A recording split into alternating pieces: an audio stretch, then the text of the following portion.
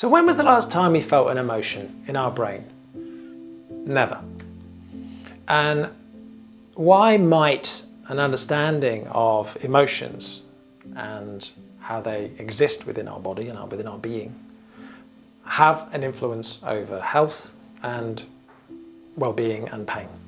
Of course, I understand that the neurological system in the central nervous system is involved with emotion. Of course, I understand that. The statement I made was, when was the last time you experienced and felt an emotion in your brain? And the answer is never, because you don't have any sensory nerve endings in your brain that you could feel anything. You feel and experience it in our bodies. We feel a tension somewhere. We feel the shoulder tighten up.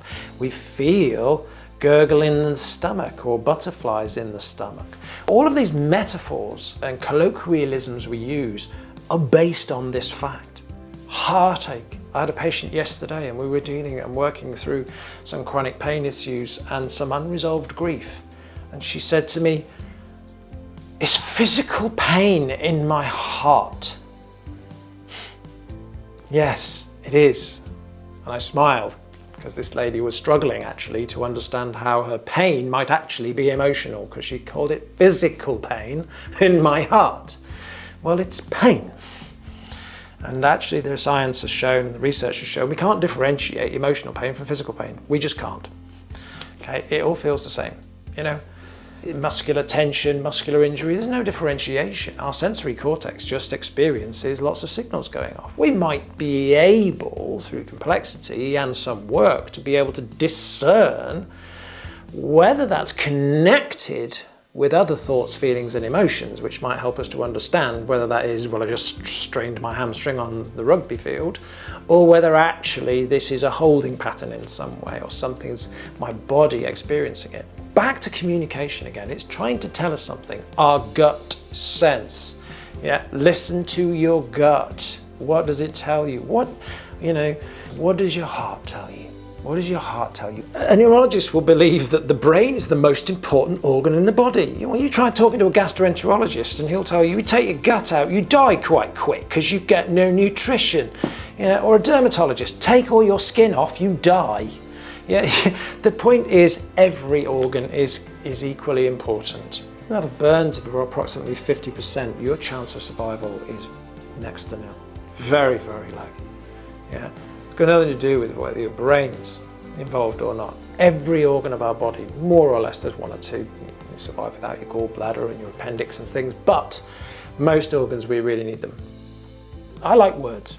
Now, emotion. I remember realizing,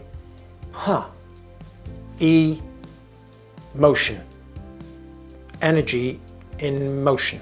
The ancients always said in Chinese medicine there's the upper and the middle and the lower jiao. We've actually now found that not just the brain, there are three nervous systems in the body.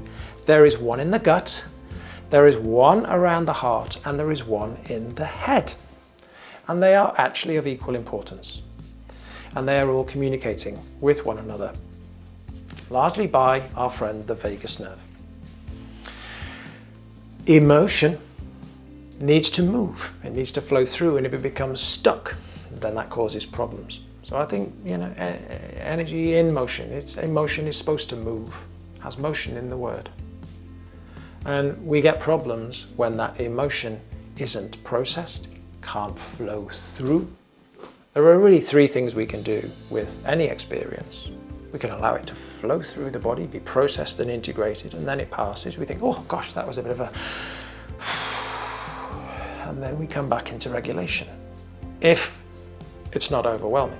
If it doesn't flow through, the other option is that we shut it down and we bury it.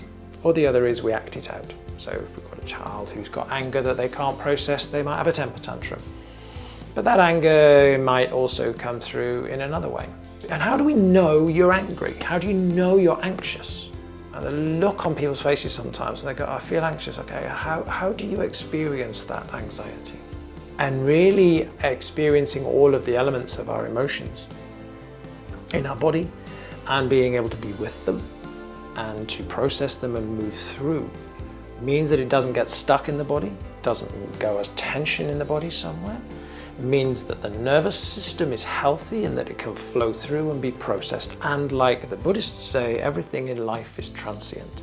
Our breath, our life, and with a healthy processing, emotion. Grief does not last forever. Joy does not last forever. We are mobile, fluid things. But when it becomes stuck in the body, and that causes disease and pain. Hi, I'm Roger. Thanks for watching the video. Hope you enjoyed it. And don't forget to hit the like and subscribe buttons.